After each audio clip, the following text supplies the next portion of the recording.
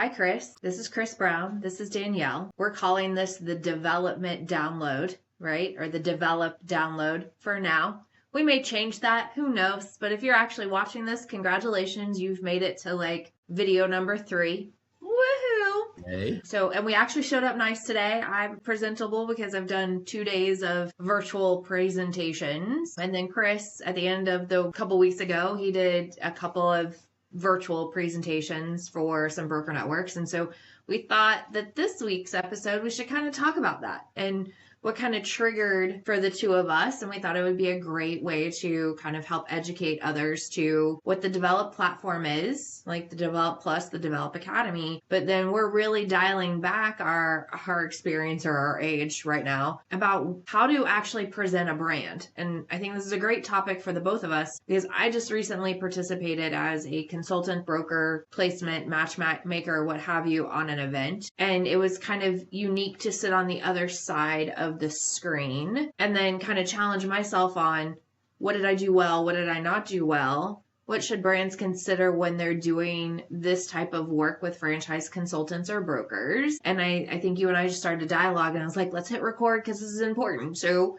welcome to the development download, our Dvelop download. And Chris, like, tell me what your thoughts were. Like, it gave you some triggering moments. Tell me what's in your head about it. Well, think about it. So you were on one side of the screen, if you will, virtual, whatever. And we both did virtual events. So you were on one side of it, listening to what was being shared. And I was on the other side, sharing it. I was talking about a brand. And so I think from you and I had this offline conversation about how do people get to the plate without being able to explain the brand really well. Yeah. If you can't explain it in that actuality, you really don't have a brand. And we're assuming that people who get up in front of groups presenting brands understand what the key features are, what are the things that distinguish it from any of the other brands, things along that line.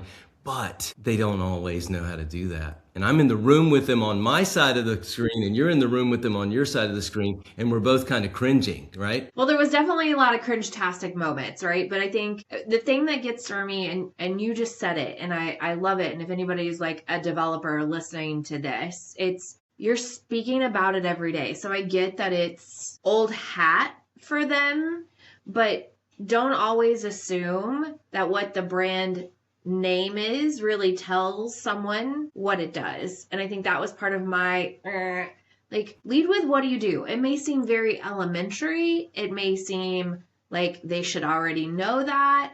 Let's be clear, in a lot of these inventories, they've got 500-600 franchise brands, right? And just because, let's pick one, just because your name says restoration, that doesn't tell me what you actually do, right? Like, it tells me the category you're in, but it doesn't tell me what you actually do. And I think that was, and because I've been on the other side, I just automatically think people know my brand. They don't. They know me. Let's be really crystal clear. They know Danielle. They just may not always know the brand. And because I've bounced around to I've worked with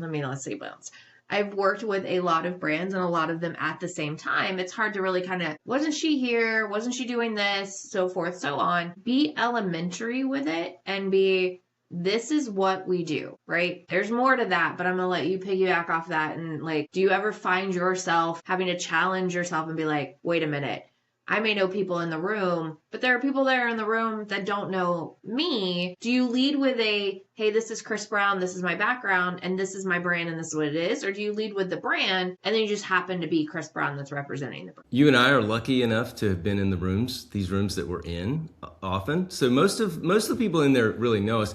I do a really brief intro. I do have I gravitate and center around these 5 things about a brand every time I'm presenting. I love 5 things. Like, wait, here we go. Write them down. Go.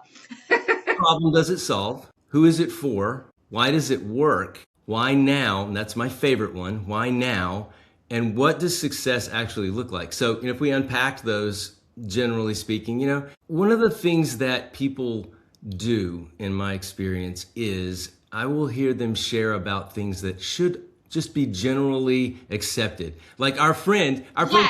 Yes. Like every franchise should have what? Support. Every franchise should have what, Chris?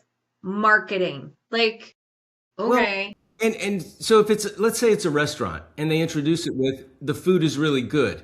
Well, that should Kind of be has the to be. starter, right? That should be like for any restaurant, the food should be good. It So should be good. yeah. So I think that the things that we think are just sort of like generally okay, you and I are like, look, we've been at this for a while. We know how to distinguish between like what's a comment and what's essential. What's an essential component to a brand that has to be good? Does it differentiate itself in some way? Like you were talking about a restoration brand. What's the labor look like in this particular model? What kind of features does the brand offer the franchisee that makes it like a proprietary system for finding customers or something along those lines? Those kinds of key distinctions need to be pointed out. I'm working with a brand right now that is trying to find that, how to distill those components down to this really essential formula for success that no other brand has, even in a competitive space like senior care. So what are some components of senior care that are problematic, right? Labor would be one, right? Finding caregivers. Well, they have a proprietary labor recruitment system. Why wouldn't you lead with that? Why wouldn't you present that right up front? So things like that, those are the things that we want to encourage developers and brand owners and CEOs of brands to, lead with. And there's really nowhere, kind of segueing a little bit into what we do here at Develop Academy, there's no place that teaches that. Right. Right. Well, and it's funny that I just thought it was second nature. It was not funny. The irony of watching some of this from the other side is there are some people that came in really prepared, right? And they were reading their screen and they were going on their points. I think something that was taught really early on, and you probably too, I made calls to consultants that we were getting ready to pitch to and say, what's some valuable information that I can make sure that I bring to the table? People that I had either worked with or done placements with, what have you, like what really hit for you to say, I'm going to introduce this client to this brand, right? So I'm getting feedback from the people I'm going to present to. So then I'm bringing the information that they want to have to be able to make it a fruitful experience for them. They're spending their time listening to me. I'm taking my time away from clients. They're taking their time away from clients. What is it are the things that we mutually agree that need to be shared? And then to your point about the branding and the messaging, okay, yeah, you're restoration, but are you restoration that just clean up? Are you restoration that goes in and cleans up and builds out? Are you restoration that works strictly with insurance companies? Are you restoration that tells the owner to go out and make relationships with third parties? Like those are important things, but that I'm going to raise my hand right now and get on a soapbox for a second. The thing that I didn't have an appreciation for when I'm working with brands and I'm trying to work with consultants or anybody, kind of understand the like who is an owner? Like I asked this question multiple times from the broker side on this thing. It's like nobody could tell me like who are the last 5 placements? What were their careers before they did this? It's a very simple thing to know because if I was a project manager or if I was in logistics or if I had a C-level seat, well, what was the C-level seat? Were you CFO? Were you COO? Were you CMO? Like what was their title? Because if those are the types of people that got placed there, that means you thought they were a good fit for your organization. Well, guess what? As a consultant, I'm working with all walks of life. But if I see that there are commonalities, then great, then there might be a match there. And there was not a single, let me rephrase, there was one out of 14, 21, almost 30 presentation, one franchise actually said these were our backgrounds of our top 5 owners, and these were the backgrounds of the last 5 placements into the franchise. Because isn't it right? Like we always talk, it's a mutual vetting process. Like the person has to like the brand has to like the person. Like if we're not paying attention to those little details and sharing those with others, oh my goodness, it would weed out a lot of nonsensical partnerships that we're trying. Like, don't you get tired when people send people to you for your brand that are like, why did they send me this person? Right. Like this person is not someone that's going to be successful in the system. Then you could challenge that the broker wasn't understanding you, or you weren't clear with the with the they say, what do they call it? The client profile. Client profile always has a little wiggle room, right? But still there, if you came to me and said the last placements in this franchise were XYZAB, then that gives me some understanding of people that are currently in my world, like, oh, they might be a really good fit. Let's test it and see if that's something that they might be interested in. But we're not, the thing that we used to do is have conversations with consultants.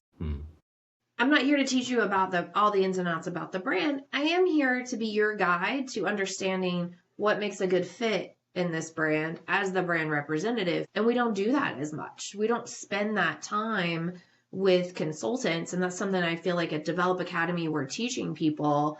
Like, go back, we talk about it being a relationship business. Yeah, but it's equally a relationship between you as a brand and a consultant, that you're relying on them. And again, that's another thing we'll go down, relying on them for interested parties to consider owning your business. So why are we not doing more of that? So it's funny how we went from how best to present a brand to like the things that like we see, but I love your 5 things. have a heightened awareness to what exactly do you do, what the owner doing. And that's a story for another day on the what do you want the owner doing, right? Because we talk semi-absentee and what that definition means and all of those things. But I think it's important for us to go back to square one. What is it that you actually do?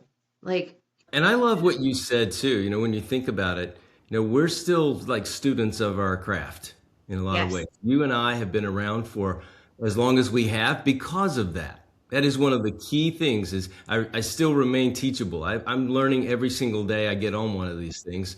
And one of those things that we were on last week too, I was at a franchise conference, an in-person franchise conference while I was actually doing that virtual conference. I'm just soaking this stuff up as I'm, you know, in the environment and in the space.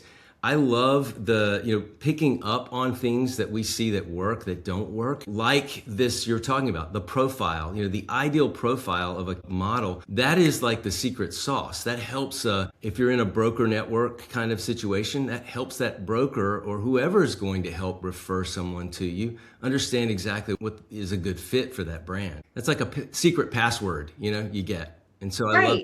Right. I love this conversation. It's now sparked so many other like, hey, we should talk about this. We should talk about this. Like literally I'm going to write it down, like, because I will forget, because that's just where my brain, I work with. So when you're doing these things, Danielle, do you ever use scripts? You ever see anybody using scripts or bullet point lists or things like that? I'm fly by the seat. I mean, I kind of use I've kind of had go into it knowing what I'm going to say. You know, but I don't necessarily use a script, but I know that some people do that to kind of help them. I think some people do when they present to groups like this, like staying on topic, right? Like funny enough, they give you parameters. Like yesterday, apparently they weren't allowed to use, or not yesterday, a couple weeks ago, they were not allowed to use shared screens. Some did, which I think was great because there were time constraints, and those developers I know personally, and they tend to talk a lot. And so it kept them focused. So I love some guiding points, but your background, acting, what have you, like that's a thing for me. I find that for me, if I kind of know like, hey, these are the top 5 things, I don't need a script, but I try to, in any brand I work with, like live and breathe it. So I'm a little particular because like I don't work with everybody. I'm not everybody's cup of tea. They're not my cup of tea. So I just kind of pick and choose like where I feel is the right fit. But when I get engaged with a brand, I'm bleeding those colors. I could tell you anything and everything about them. I like commit to memory so many things that I find that other people get more out of our conversations if I just kind of, and like one little tidbit before we kind of wrap up, or we could go on for hours about this, is every single person, what questions do you have? Let me give you a piece of advice. Stop saying that. Yeah. Like stop saying that. Find a different thing to engage the audience if you have time to engage the audience. One did a, hey, were you listening kind of thing. So you won something at the end of it. So that got people like, ooh, okay. I always went in with ask the other people something about their business, right? You're there to present theirs. You want you to learn to the point. What are we trying to learn about theirs? So I'm here if you have any questions, feel free to book time. Let's be clear. They're not going to book time. Like they're just not. Maybe they will, but the reality is it's a small percentage. use that minute and a half that you have at the back end instead of having dead silence. Make up something funny. Tell them a fun fact about your brand that will trigger them to remember it later.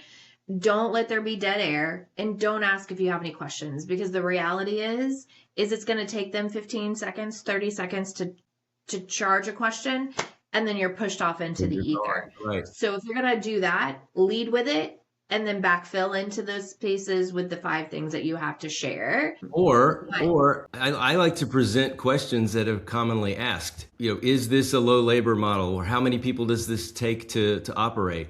Or, how much time is required for this particular business? Those are questions that get asked.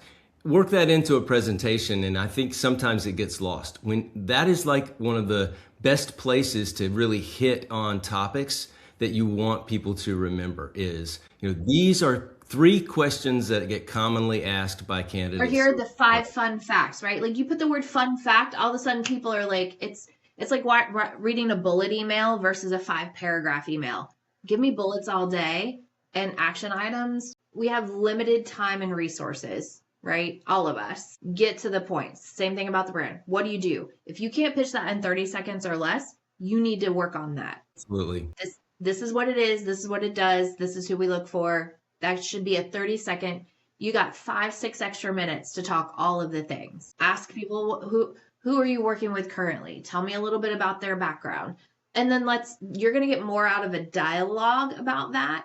Oh, great. Yeah, I'm working with this guy. He's on the logistics for a bathroom remodeler. So he makes sure the products get here and there. He's young, has some capital, but he's not really sure. He knows what he doesn't want to do. He knows what he wants to do. Then as a brand rep, great. I love that. You want to know why that fits for my home service brand? Because there's a guy in a truck, right? So you as the manager or owner have to be responsible about making sure that those pieces get connected.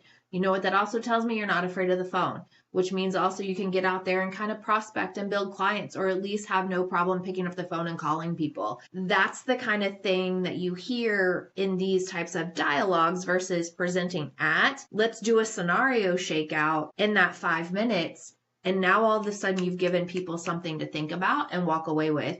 On top of it, then they know you're a good developer, because then you're literally hearing what that person's saying, hearing what they do, what they like and what they don't like, and then applying it to that business model to see if there's a fit. And that skill takes time to practice, to learn, to get. But that is the distinction between someone who's reporting or someone who's sharing, someone who's actually delivering something that people can grasp, take home with them, think about later, an aha moment, whatever. Those are the key distinctions. Thank you for jumping on again. And now we're got this Dvelop dashboard or download or whatever we're calling it. I love the not having a name, because this just makes it so much more fun for us. But that's Chris Brown. I'm Danielle Wright, and we're glad that you tuned in this week to hear us chat through some of the development side of franchising. We look forward to having you next week for whatever crazy topic we're going to talk about. Have a great day.